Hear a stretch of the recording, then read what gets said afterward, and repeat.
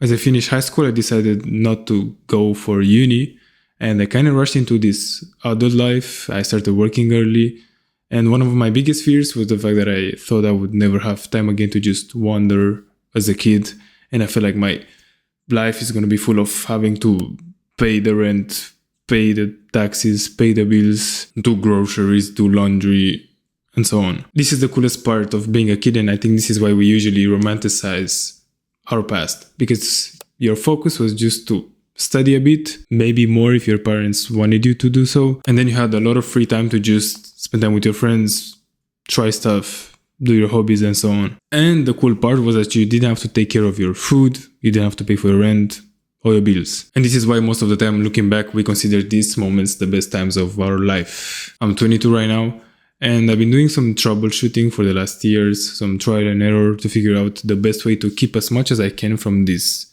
nice way of living into the adulthood. It's going to be a quick video, and I'm going to give some real examples of everything that I found out. Case study. My case. Right now, my focus is kind of simple. I'm now fortunate enough to be a full-time model, so I make most of my income from this. It takes me a lot of time. And then I have a side job. And on top of this, I am right now also going to uni and studying, because I said I'm going to study the moment I can afford it myself. I didn't want no debt or ask my parents for money. So last year, I finally reached this point. I'm fortunate enough to have a lot of jobs with modeling, but this usually means working more than 50 hours per week. And on top of that, I have to do my side job. And then on top of that, I need to also be studying. Modeling in my case means managing a small business myself and having to always be on the go. Studying means trying to use every free chunk of time to just pass my exams. And it also means having to go to France, because I'm modeling in Italy mostly, but my university is in France. So basically 90% of my time is already managed, planned. And as you might have guessed, the life can easily become very boring. And then I asked myself, is this the life I'm gonna have until the moment I die? Because this sucks. This is a very good recipe to get burnt out and feel like killing yourself. And on top of that, I still have to do groceries, laundry, pay my taxes. This is the roof of the house. For this roof of the house to exist, we need a base. There are these 4 categories I found for myself that are super important, that they all affect each other.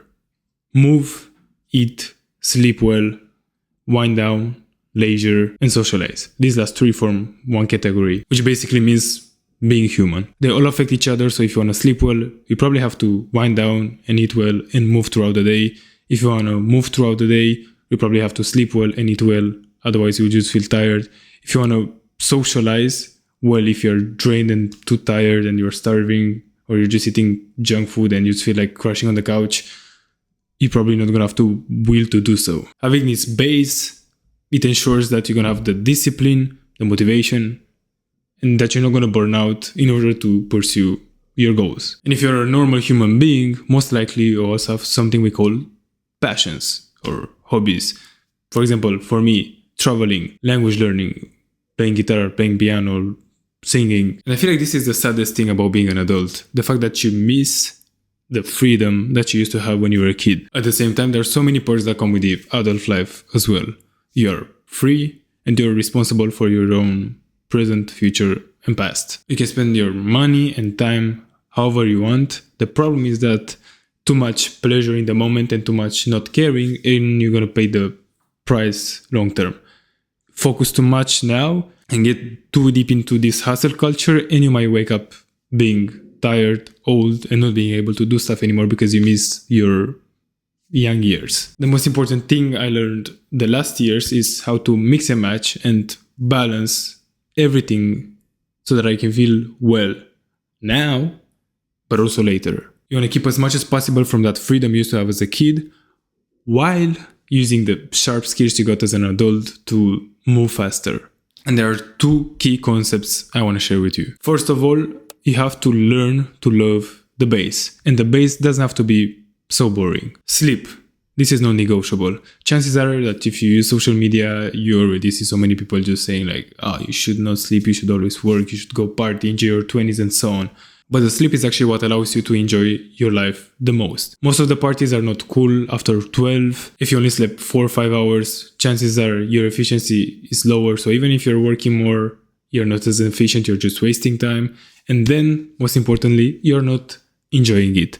I never enjoyed a day in my life when I slept only 4 to 5 hours. Instead, it happened so many times that just because I slept some good 8 hours, that I enjoy all the small things in the day-to-day life. Because I don't feel like I'm crawling through the day. I'm moving according to my intention because I have the energy to do so. Moving/training is super important to me because this is a way to ensure that my body is tired and the voice is shut up so I can sleep well, eat in a way that supports your day and doesn't make you just crash on the couch. And the last area is the most important to me. For most humans, the moment you sleep and you work, you have barely no time to do anything. Maybe you have some time to exercise, but the rest amount of time is gonna go towards household chores. This doesn't have to be boring if you do it right. And here is where the mix and match becomes super important. Let's say you want to learn Portuguese, which is my case, and for you it's super important to get 10k steps every day, which is my case.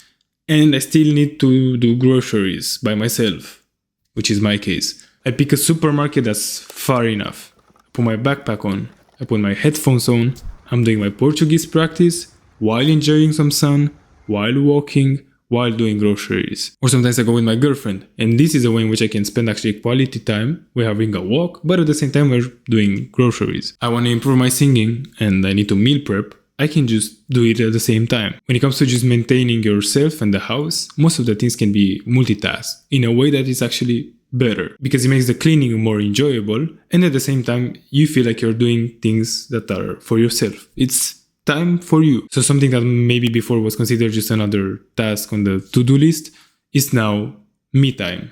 It's relaxation, or it's developing a hobby. I think it's super important to keep a journal and stay in touch with yourself, see the things that you are currently lacking.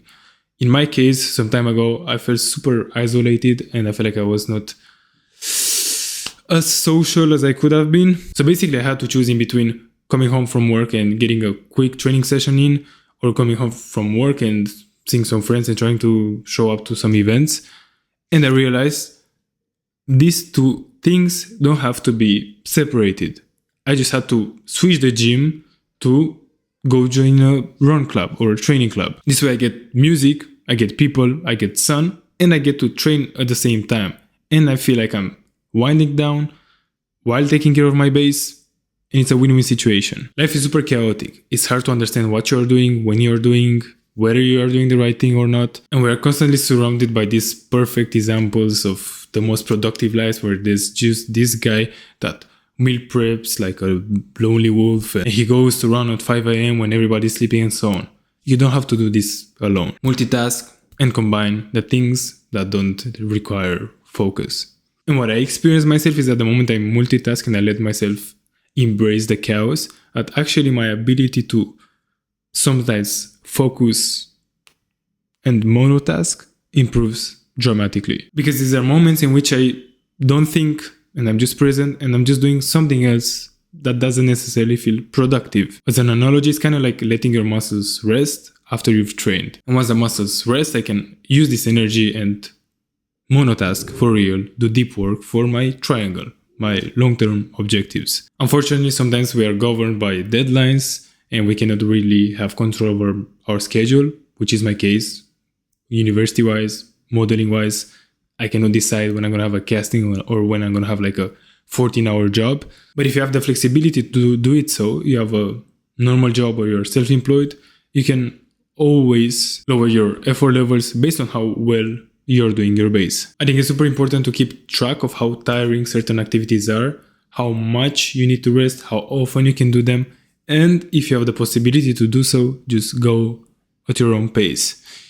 If you can choose less money, but you know you're not going to be burned out and you can enjoy your work much more, do so. If working 6 hours per day gives you so much satisfaction and enough money to live, but bumping it to 8 hours, which is just a 2-hour difference, makes everything go to shit, don't do it. Because if you're tired and you hate your day-to-day life, it's kind of hard to to think that you're going in the right direction. It's kind of uncommon sense because most of the time we are taught that you should work as much as possible and you should fight your enemies, but no, it doesn't work like this, at least not in my case. Whatever your focus is, even if it's your job, it's kind of like training. It's kind of like going to the gym.